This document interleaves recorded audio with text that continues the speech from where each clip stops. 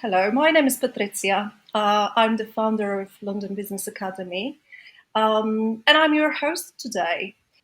If you've never taken part in any of our events, London Business Academy is a forum for chief executives and board of directors, basically a platform to exchange ideas, to collaborate, to connect. We run online and offline events for executives. LBA Leadership Talks are a series of conversations which aim to inspire and inform the next generation of business leaders. We look at how leaders can be more effective, what are the leadership qualities, success factors, and characteristics of great leaders. That's what we are going to do today, actually. And it is with great pleasure to welcome everyone today. So the session is scheduled for 1 hour. It's recorded. Everyone is muted, but we'd love to, to have it as interactive as possible. So you have a chat window for interaction. Please say hello to one another. Please feel free to introduce yourself. And we also have questions, so then you've got pause and then you've got questions section where you can put all your questions you might have during the session. We'll take them during the Q&A or as I go, during the fireside chat with Oak. The last thing, if you'd like to have to take any notes, there's also the notes section towards the end of that kind of right bottom panel. And you can open the notes. These are only for you. No one can see them, so you can take some notes and just make sure that you can either copy them or email them to yourself.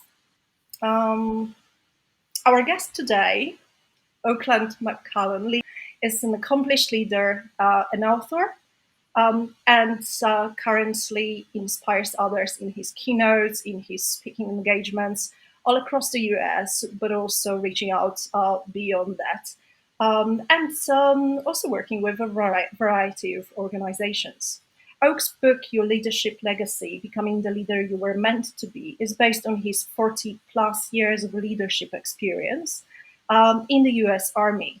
Both in the book and in his talk today, Oak will highlight principles that will benefit today's leaders and inspire the leaders of tomorrow in any profession and at any level of leadership. We'd love to keep the session interactive, so as I said, please feel free to post any questions. With that being said, Oak, welcome to the session. Thank you for joining us. It's a great pleasure to see you. Yeah, thank you for doing this. I mean, it's amazing. I always tell people technology is that double-edged sword. There's certainly some bad things about it, but we get to meet and talk to people all across the world that we never would have been able to do if it hadn't been for platforms like this and people like you who do this.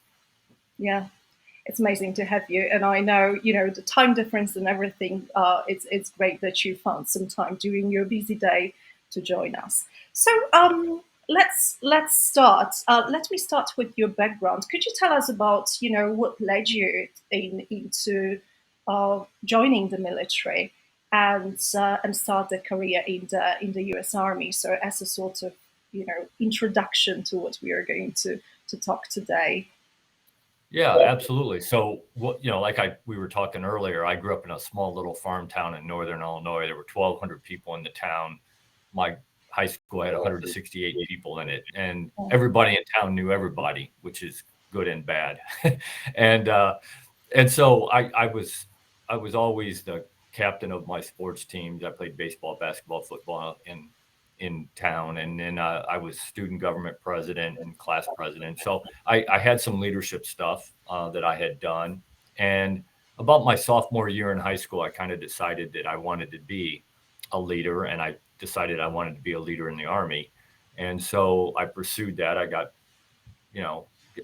got commissioned as an officer, and that's really what led me that way. My father-in-law could never understand why I did what I did, why I chose that route. He always used to tell me, with your discipline and your drive and your passion, if you went in the business world, you could make lots of money. And I said, it's not really about that for me. It's about, I grew up in a family where my father never finished the 8th grade. My mom never finished the 10th grade, but I got to make choices that other people in other countries who come from my type of family don't get to make. And I always used to tell my father-in-law, and he finally understood it. I used to tell him, look, I do what I do because I got to make choices growing up that other people don't get to make in other countries. And even in this country, sometimes if what I do allows other people to have the same opportunities to make choices that I made, then it's worth what I do. And I loved what I did. Yeah. You mentioned, like, I decided to be the leader. Do you think it comes with decision, or is it something that, do you think that everyone can be a leader? So I think at this point in my life, it really is my passion. Leadership is, and I just got lucky in that I got to make some choices, and they all worked out, and it led me to where I am, a successful Army career that I loved every minute of, and also that things that I did afterwards, running a food bank, the day-to-day operation of a food bank for a couple of years, and now influencing young men and women in my recruiting that I do here for a little bit, and then the speaking engagements and book. I mean, it all just kind of worked out for me. So you mentioned your book. So in your book, Becoming the Leader You're Meant to Be, I read the book and I find it extremely relevant. A lot of what you're talking about, your experience in the military, most of all, but I find it very relevant to the business world,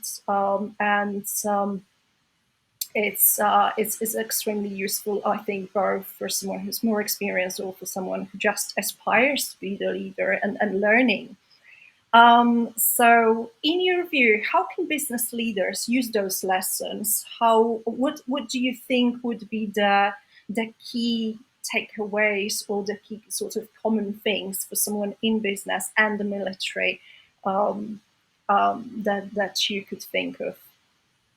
Yeah, so I get asked that question all the time. People say, Colonel McCulloch, you know how to lead in the Army, but this is not the Army. And I always tell people, look, leadership is leadership. I don't care where you learned it. I don't care where you practiced it. If you can lead, then you can lead anybody. And because it's all about people. I mean, let's be honest. Everything is about people, but leadership is absolutely about people. And if you can lead people, you can lead any organization. And again, I proved that. I mean, I had a successful Army career, and then took over the day-to-day operation of a food bank. You don't get any different than that. Fighting and winning wars and feeding people. I mean, that's about 180 degrees difference. And when I took over the food bank, the day-to-day operation of the food bank, we were handing out 1.2 million pounds of food. When I left, we were handing out 3.8 million pounds. And we doubled the size of the truck fleet. We increased the number of people who worked there. I mean, it's all about leadership, and it's about people. So if you can lead people, you can lead anything. Well, leading people, it is about that, but it's extremely difficult. What do you think? So how do you define leadership, or what do you think are the qualities that we, as aspiring leaders, should be really mindful of? How to, right. Yeah, and you also another thing that I'd like you to elaborate is that servant leader, which you always talk about also in your book. So if you could elaborate on that, please. Yeah, so I do define leadership as as taking care of people, but you got to motivate them. You got to you got to influence them by motivating, giving them direction, giving them a purpose, and it's to accomplish something, whether it's a task, a mission, a job, whatever it is that you want done, but also to improve your organization. And I think a couple things that leaders, especially servant leaders, have to understand, and I do believe in servant leadership, is that, again, it's about people and your organization. I tell all the young men and women who graduate from our program here, who are going out as second lieutenants in the Army, I said, look, it's not about you, and it's all about you. It's not about you in the title you get or the privileges you have, or that you're going to get more pay and more money and live in a nicer house and drive a nicer car. Leaders get those things sometimes, and that's great. But if that's the only reason you want to be a leader, you need to go do something else, because you're never going to be a good one. So and then I tell them it's all about you and how you treat people and how you run your organization.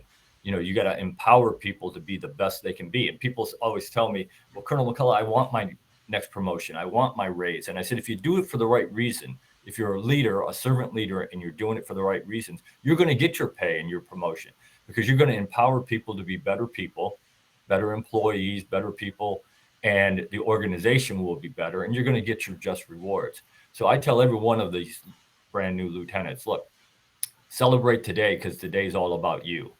It's a great thing. But once we pin those bars on your shoulder and you become a leader, tomorrow when you wake up, it will never be about you again. It's about your people, it's about the organization, it's about getting the job done, it's about all those kinds of things. And then if we have time, we might talk about you, maybe, if we have time. Yeah, that comes with a certain responsibility. Absolutely, that you feel as yeah. And I think it's a privilege. It's not just a responsibility. Leading people is a privilege. And if you look at it as a burden or obligation, then you're in the wrong business, because it is a privilege to be able to lead people and organizations. Yeah, no, I completely agree. One of those elements of leading people and is gaining their trust or earning their trust. Trust is, it's not given; it's earned in a way, and I think that's very challenging. Could you? What's your secret sauce for that? I mean, yeah, probably. So trust is essential as a leader. It's what allows the people you lead to follow you. If they don't trust you, they're not going to follow you. Now, there's bosses out there that people can't stand, that they do things for because they have to, because it's part of their job and that's part of their paycheck, and they'll do what you ask them to do, but nothing more. If they trust you, then they'll actually go that extra little bit and they want to follow you. So I always tell people, you got to get to know the people that work for you.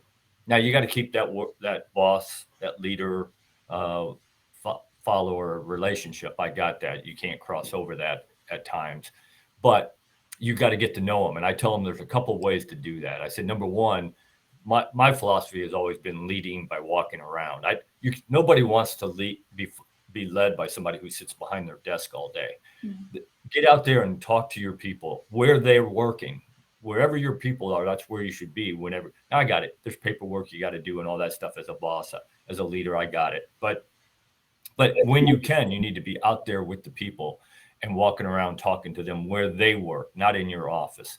The second thing I always tell young leaders or any leaders is a good way to start building that trust is go out and find one person in your organization every day and find out one new thing about that person, not about work, some personal stuff, their spouse's name, their kids' names, what kids do their sports play, what hobbies do they have.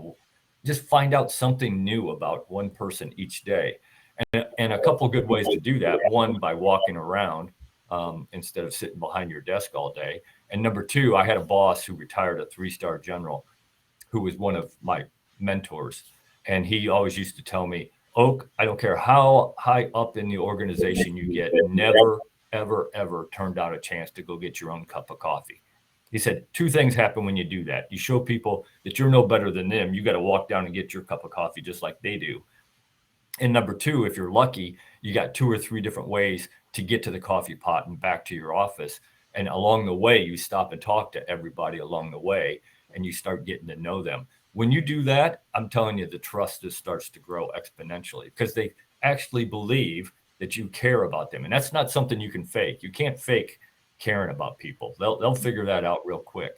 But if you spend the time to get to know them, now they believe that you actually do care about them, and the trust just grows exponentially from there.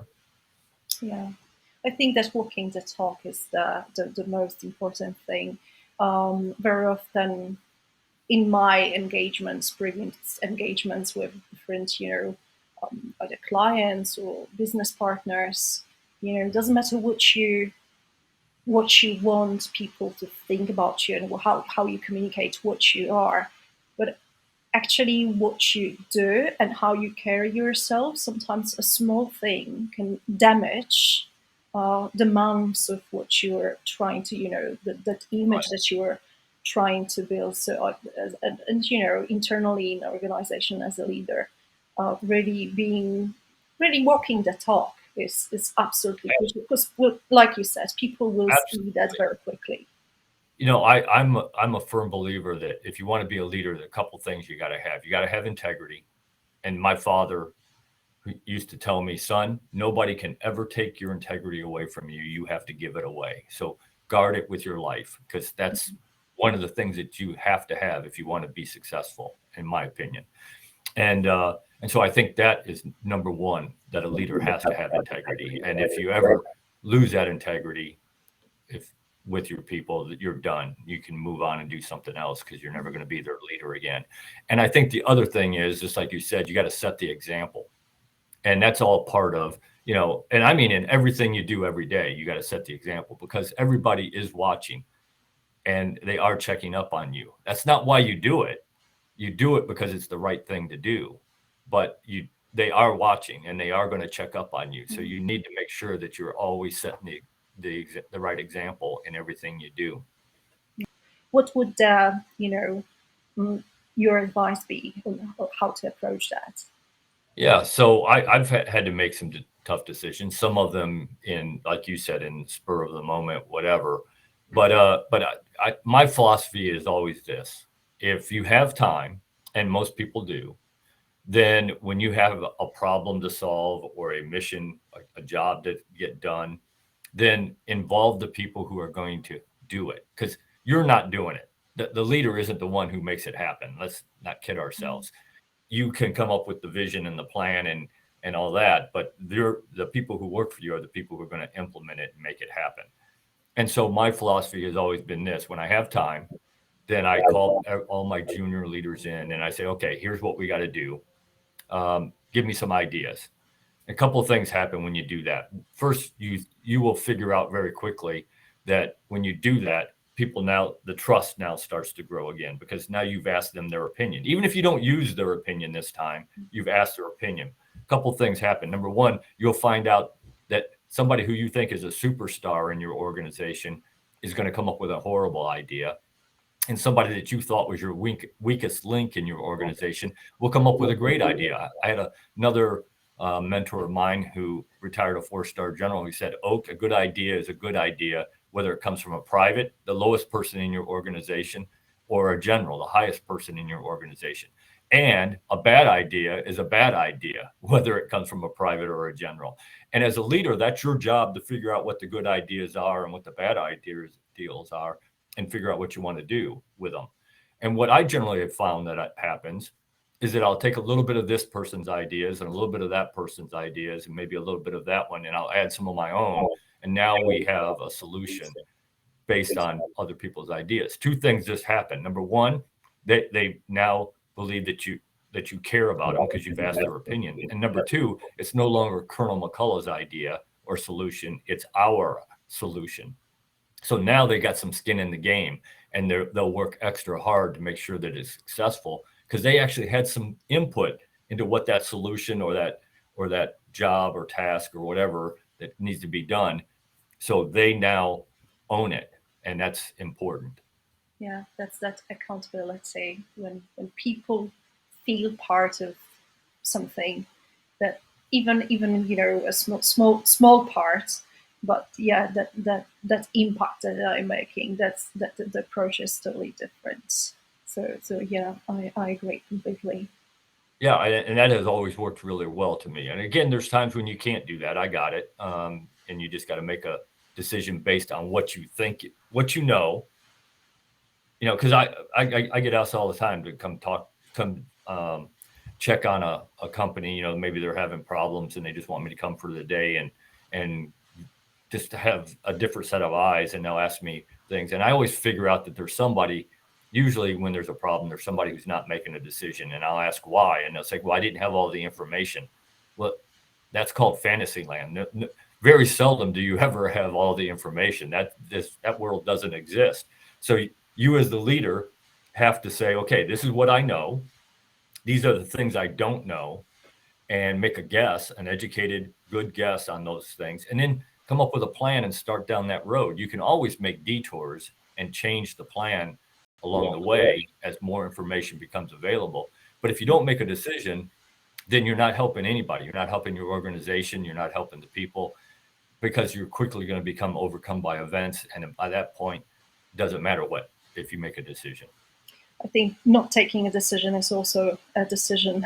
It was absolutely. That may have some. And always the worst decision. It's probably, yes. I mean, we never have 100% of all the information that we like. Whatever decision we are taking, we may have. The world doesn't exist. I mean, it just doesn't. I mean, it'd be nice if it did, but and you get, that's part of the risk taking. You got to understand that there are risks to being a leader and making decisions without 100% of the information. But one of my favorite quotes was by Field Marshal Rommel, who said, "The difference between a gamble and a risk," and he said, a risk, if it doesn't work out, you can always recover from it. You can change and do something else. He said a gamble, you can't recover from. If that doesn't work, then you're done. So I think nobody should gamble with decisions, but you do have to take risk with decisions. And I think part of what helps you make those decisions based on risk is if you have a good vision of where you want your organization to go, and in your profession, what looks like it's coming down the road. That gives you some basis to make some of those guesses on information you don't know. You have a good understanding of where you need to take that organization. You may not have 100% vision of that, but at least you got a good vision of where you need to take that organization. Yeah, thank you. I mean, sometimes it happens that we take a decision and it's not a good one. And as a leader, I mean, they say that when it's a success, it's a team success. When there is a mistake, that's your mistake. But how to approach those situations? So let's say, yes, we take a decision and it's not a great one. Right. Yeah, absolutely. It happens. We're all human. We're all going to make mistakes. Nobody's perfect. I keep trying to convince my wife that I am, but she's not buying it. Okay. And we just had our 36th wedding anniversary yesterday. And you'd think after 36 years, convince her, but she's still not buying it. We're all going to make mistakes. I always tell people, don't care about if you made a mistake. I had a boss one time who said, "Oak, if you didn't make a mistake today, you probably didn't do anything." What is important isn't that you made the mistake. It's what do you do after you made the mistake? Do you try to hide it? Do you blame somebody else? Or do you walk up to your boss and you say, "Hey, I just made a mistake and here's how we're going to fix it." And if you do that to me, I'm going to say, "Okay, let's go fix it." Because we're all going to make mistakes. Nobody's perfect. Yeah. Congrats on 36 years. It's like, yeah, that's from the chart and from me as well. A beautiful anniversary. Yeah, I'm not sure why she ever married me, but I'm lucky she did. All right. Okay. How do you balance the danger of risk aversion with the need for taking those calculated risks in leadership? So I think as long as you got the best interest of your organization and the people involved in your organization, and the other people maybe outside your organization, because your decision may be impacting them as well. I think as long as you have you try to do the right thing, then I think you're going to be okay. Even if you make a mistake, again, mistakes can be fixed most of the time, 99.9% of the time. If you make a mistake, then we can fix it. We can change the route we're going or make a couple changes based on new information, based on the fact that it didn't work out the way you wanted it to. Now we can change things. But if you keep the servant leadership mind, that it's about the people in the organization, it's not about you. Put your ego aside and say, "Okay, I made a mistake. Here's how we're going to fix it, and let's do it." I think as long as you do that, I think that's a good balance, because again, we're all going to make a mistake. That's just a fact of life. Yeah, you're actually saying something that I've already heard and actually experienced from a number of great people that I had also a privilege to talk to, like today. And what I've realized is those really people with real experience and like true leaders are usually very humble. That servant leadership, that's something that you can spot very quickly in first few minutes of the conversation. Ego is somewhere hidden behind. Yeah. Well, we all have an ego. Let's not kid Yeah, ourselves. yeah. Everybody has an ego. If you're successful, you have an ego. I mean, because that's how you got to be successful. You wanted to succeed. But you got to be able to put that behind you, and when you're a leader, and say, okay, yeah, I want to succeed, but I also want my people to succeed. I want to empower them to be the best people they can be, and that's to me, again, that's part of being a servant leader, is that you got to realize that it's not about you. It's about those other people and about the organization. And so I've always tried, and not always successful. I mean, again, we're all human, but I always try to put my ego aside and say, okay, what's the best interest of other people? Because sometimes when you make decisions, if you really try to make a decision based on what is right, what's right for you might not be the best decision, but what's best for the organization and people in your organization may be that, even if it doesn't benefit you, maybe it benefits them and the organization, and you still got to make that decision. That's tough sometimes.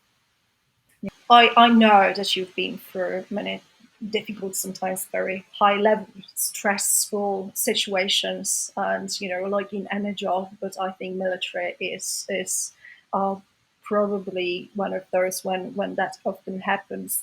Can you share how you and give us an example of a particularly challenging situation or a decision where you had to take during your career in the military, that's sometimes you have to decide with limited information very quickly how to, and that happens in the business world very very often in organizations. The next thing is very close to my own heart and something that I've been supporting organizations for years, which is communication.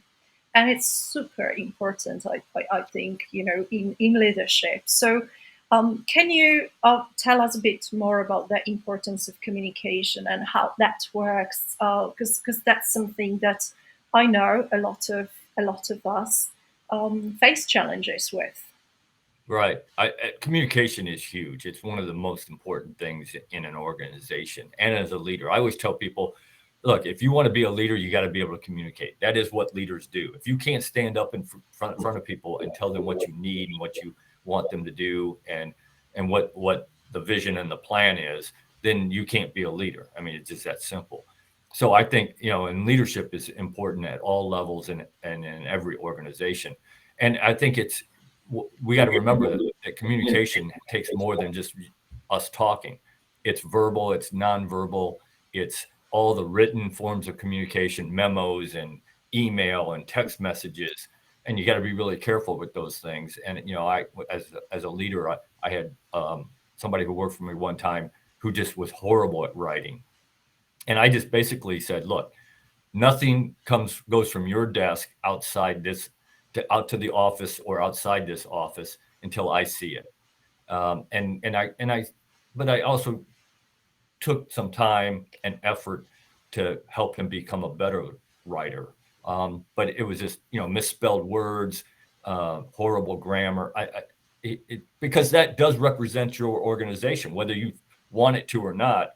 Yeah. If somebody sends out a memo or an email or a text that is just horrible, that represents you and your organization. But the piece that I think, and handwritten notes, I think handwritten notes are unbelievable. I have a good friend who's a president of Doane University, Dr. Roger Hughes, who told me one time, and I put it in my book as well, that never underestimate the power of a handwritten note.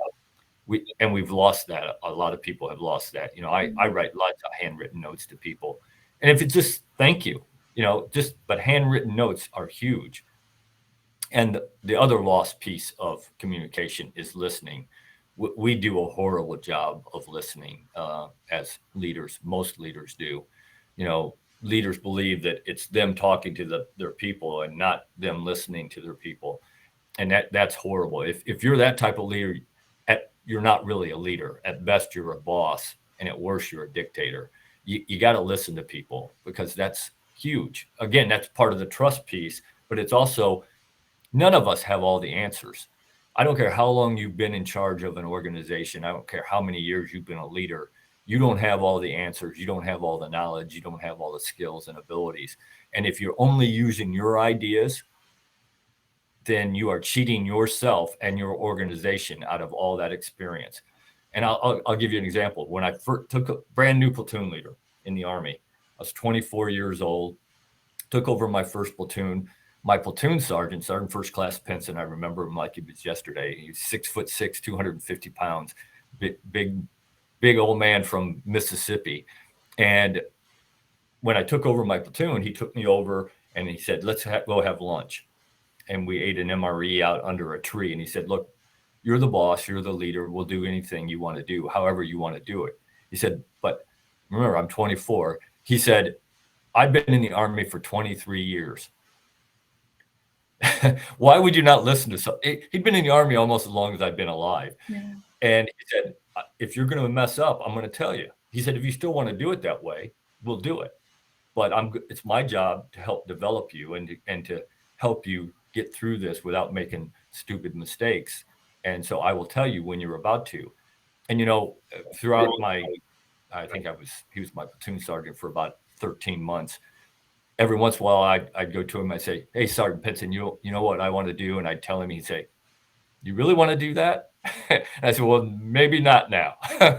Because you have to use those people that have all that experience. So I think listening is so huge that we don't do a good job at. Yeah. There should be training in listening. It's very often, absolutely. Yeah, that's a great skill. Well, part of building that trust, working as a leader is, well, developing yourself, but also working on your team, and to help them, like you said, become the best versions of themselves, and to show the full potential.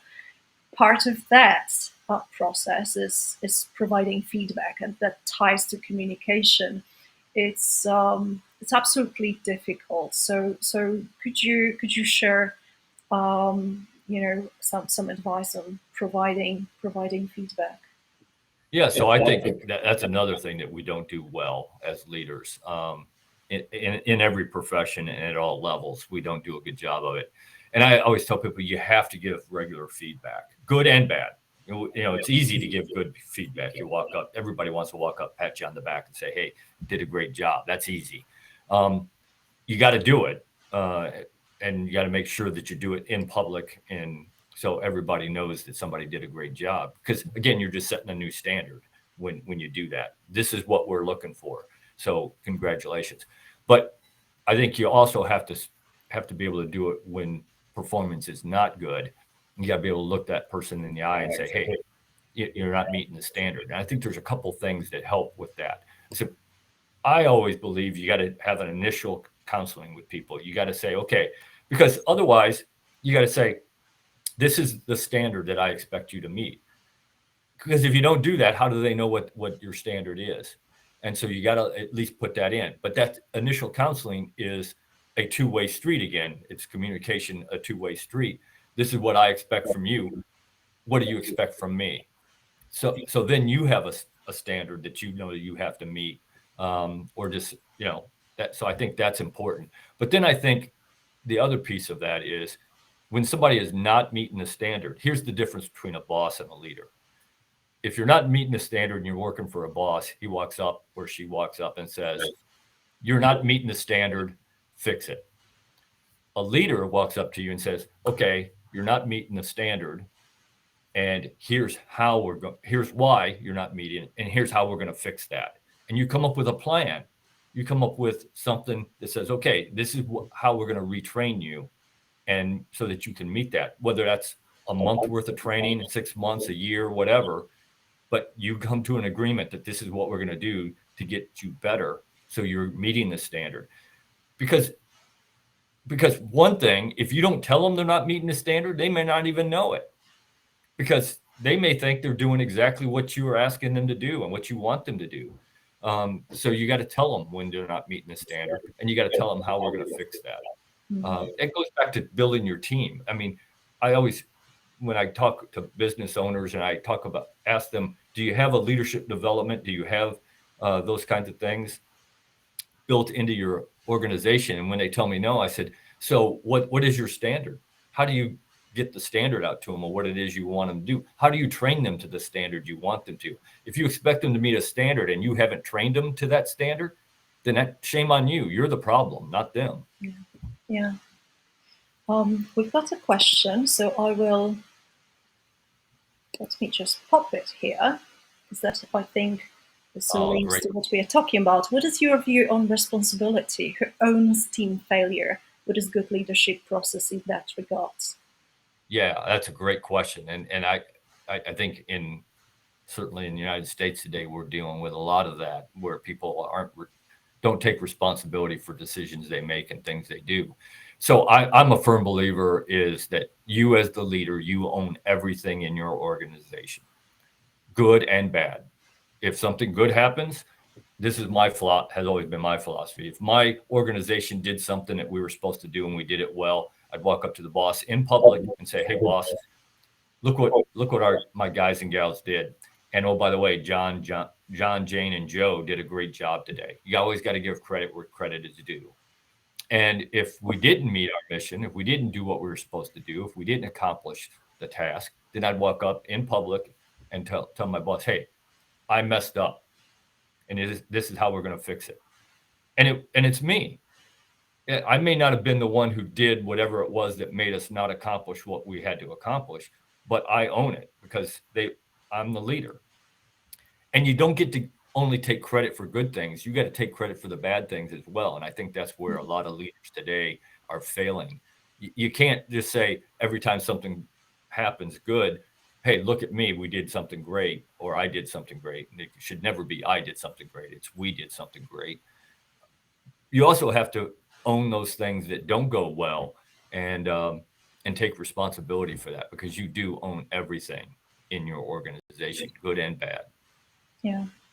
It also shows people that that ego is behind, that we're always making, we all make mistakes, but we all take lessons from that. So absolutely. Well, again, if we're talking about it being a team, then it's a team that accomplishes what it is it's supposed to accomplish. So I think, but again, you're the leader of that team, so you got to take the ownership of everything that happens in there. Yeah. Great question, Bart. Thank you. Yeah, that was a great question. Yeah. So we were talking about, working. I mean, we can teach the skills, we can help people work on their skills, but sometimes there is a problem with personalities within the team. And, very difficult, sometimes that leads to difficult decisions. Should I leave the person within the team? Should I let them go? And what would be for you the red flags, or the moments when you think like, okay, as a leader, I have to take a decision and take the responsibility to let someone go, or how to approach that? I mean, I myself had problems and challenges like that, and I know a lot of my colleagues often have it. Yeah, I've had those issues, and again, I think part of it goes back to the communication piece of the initial counseling. What are the standards I expect you to meet? And then do that regular feedback to let them know if they're not meeting the standard, and then how you're going to fix it. So I always say, look, if I come up to you and say you're not meeting the standard, and here's how we're going to fix that. And if let's say it's a year-long process, at the end of that year, if you're still not meeting the standard, then you have made the decision not to work for me anymore. Because I've given you the things you had to do it, and you decided not to do it. So I have no problems at that point letting people go. And I had an issue like that when I was in the Army. I was a company commander, and I had a soldier who had been in trouble before, and he was a staff sergeant or sergeant first class in the United States Army, been in the Army for 17 years, and they had removed him from my company before I got there, and he was handing out towels at the gym. A guy who was 17 years in the Army. They just wanted him away from everybody. Well, it came down for him to move to his next duty station, and my commander above me put him back in my company so that I could sign off on the paperwork to allow him to move. And I said, no, I'm not going to do it. Mm. As soon as he got in my company, he was causing problems again. He was borrowing money from his soldiers. He got a DUI. He was arrested for assault on his wife. And I said, no, I'm going to initiate paperwork to get him out of the Army because he's toxic and he's doing more damage than he could possibly be doing good. And my boss said, no, you're not going to. That man has a right to retire. He's been 17 years in the Army. I said, nobody has a right to retire. I said, you have to earn that. You don't get that's not a right. I said, and I'm going to put him out of the Army. And my boss said, listen to me, Captain. He said, if you do that, it will reflect on your officer evaluation report. And I said, okay. And I did.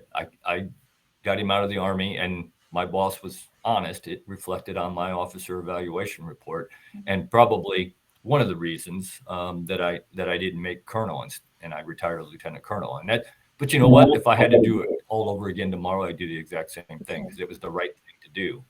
So I think the question is, when they fail to improve, even after you give them what it takes to improve, and when they become a liability to your organization where they're doing harm, then I think you gotta be brave enough to say, okay, it's time for you to go. Yeah. No, thank you for sharing that. But you do have to give them chances. I'm a firm believer in giving people chances. Yeah. In most cases, unless they're doing something just absolutely illegal and immoral, and then obviously you don't have you don't need to give people chances for that, because there is a huge difference between making a mistake and making a decision to do something that is illegal or immoral or wrong, absolutely wrong. So I do believe there is a difference there. Yeah, and allowing things to happen. People spot that very quickly, and they see actually a mark on your integrity. And obviously, as a leader, they look up to you. So I think absolutely a good decision. But they are always hard, and I saw some comments. They are hard. They are the most difficult decisions. Yes. Absolutely. But again, just like you just said, it is a mark on you because you just set a new standard. It's okay to do those things. And if you let one person do it, how are you not going to let somebody else do it? And so that's what drags down a lot of organizations, is that you tolerate people like that and let them stick around. And so you are setting the new standard. You're saying that behavior is okay. And when it is not, and it needs you need to, at that point, cut ties and make that person go find something else to do. Yeah. Sometimes they might find a better place for themselves somewhere else. It just may not be the right place for them. And if you force them to make a decision and look at their life, maybe they'll find the right place for themselves. Yeah. So that can be a good thing for them in the end. We've got one in the comments, actually. It's not a question, it's a comment, so I can't highlight that. But from Tom, agreed, there are so many things to consider: family, future employability of the individual. Absolutely. However, with an agreed upon plan for improvement and meeting the standard, there should be no surprise if a leader has to let someone go. Yeah. Yeah. I mean, it's never fun and it's never easy, but sometimes that's the right choice. And again, leaders do the right thing because it's the right thing to do, even if it's not in their best interest. Yes. I've got lots of questions, but if there are any questions from the audience, please, maybe challenges that you're facing currently, something that, or someone in your teams, please feel free to put in the questions. We still have some time, so we can take a few questions if you have. Could share some experience with dealing with change management within, and sometimes you set up a plan, you see it's not working, and you have to implement some changes. And I know that's probably been not just once in your career. How to approach that best? We were talking about the decision making in under pressure, at the spur of the minute sometimes. How to do it to encourage the team to really work with you and be on that new pathway. So the one thing that's constant and it is always going to happen is change, and organizations that don't understand that and don't do a good job of managing change or directing change that needs to happen go away. I mean, that's just the fact of life. So I think a couple things come into play when we talk about change. Number one, we are all creatures of habit. We don't like to change. Humans don't like to change. We like to do things the same way we've always done them. And I hate that when I ask somebody why we do something and they tell me it's because that's the way we've always done it. Oh, that drives me nuts. I hate that. So you got to overcome habits. That's the number one thing, because people will continue to do things the way they've always done it. I think the other piece that is key, and I think a good leader doesn't manage change as much as dictates change. Because again, if you have a good vision and a plan and you understand your profession, then you can, lots of times you can see the change coming down the road, and you can kind of direct and dictate how your organization is going to handle that change. But I think one of the keys to change is you got to get the buy-in from the people who have to make the change happen. If it's just you telling them to do something different and you don't tell them why, because this generation wants to know why. Look, when I was a young lieutenant, I never asked the question why. I mean, somebody told me to do something, I did it because that's my job. This generation wants to know why, and that's not a bad thing. I've found out, it just took a couple of years for old men like me to figure out that you got to tell people why. But once you can tell them why, now they buy into it and they understand, and now they're willing to make that effort to make the change. And I think, again, just like in decision making, I think you use the experts. You figure out who the experts in your organization are in the area you want to change, and ask their opinion. Get their views on what it should look like, because again, they're the ones who are going to implement it. And I think the key that a lot of leaders fall down on in change is they don't follow up. You got to follow up. You got to make sure that the things that you and your team have decided that you have to do to implement that change, you got to make sure they're doing it. Because if you don't, we are creatures of habit, and we will go right back to doing it however we did it, because that's just our nature. Yeah. But actually, we've got, I see a great comment. Let me just share from Tom again. Oh, no. Where is this? Oh, in questions. Right. Yeah. Love this. I'm a huge fan of servant leadership and people first principles. So this has helped me and my staff succeed with high standards, except when reporting to a bully leader executive. How do you deal with that? How do you advise younger generation in case they encounter it? That's a question from Germaine. Yeah, so I mean, we're all going to run into that person, right? We're all going to run into that micromanaging, authoritarian bully leader I have in my life, and you hate working for those people. But I think as a servant leader, that there's a couple things you have to do. If you really are a servant leader and you believe it's about the people who you lead and the organization, then I think number one, you try to influence that person. Sometimes you can, sometimes you can't, but you try. As a servant leader, as a subordinate leader to that person, you try to influence and try to steer them away from what they're doing. Doesn't always work. If it doesn't, then I think it's your obligation to shield the people who work for you, that you lead, from as much of that as you can. And that can be, that's not an easy thing. And it can be, the bully leader can then take things out on you, but it's better that he takes it out on you as the leader than the people that you lead. Again, if you do that, the people you lead will see that that's what you're doing, that you're shielding them from a lot of the bad stuff that's going on. Again, that's more trust that you just built. If you don't do that, then they realize, hey, he really doesn't really care about us. He's just trying to save his career and advance. And again, it's not about that. It should be about the people in the organization. So you try to make the best of the situation, understanding that it may not be pleasant for you, but you got to do it. Yes, thank you. No, that's a great answer and a great question. Yes, absolutely. Yeah.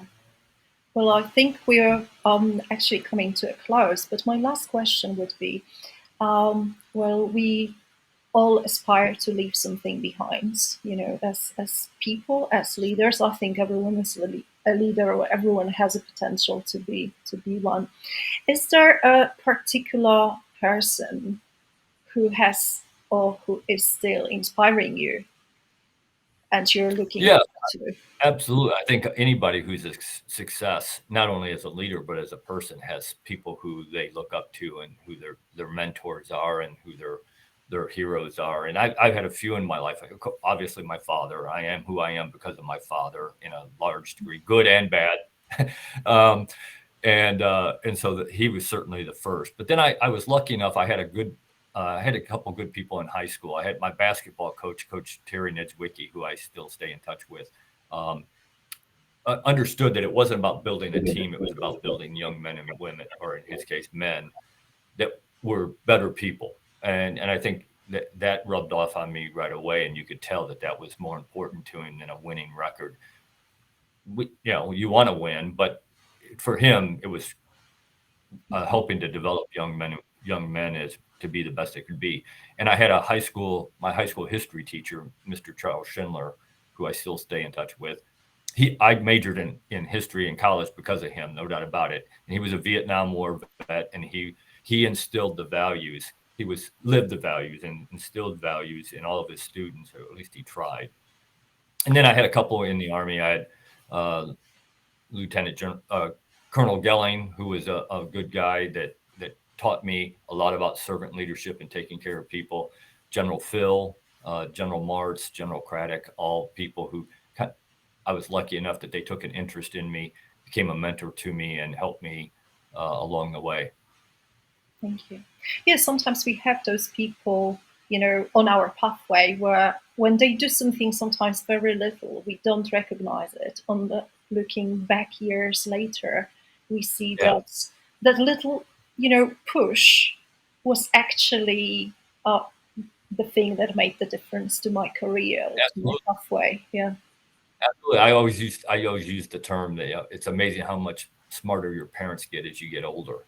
And you can use that for anybody. I mean, the older you get, you look back and you reflect and you say, okay, that made a huge difference in my life. You may not have known it when it happened or when somebody made you do something, but when you look back, you realize that was huge.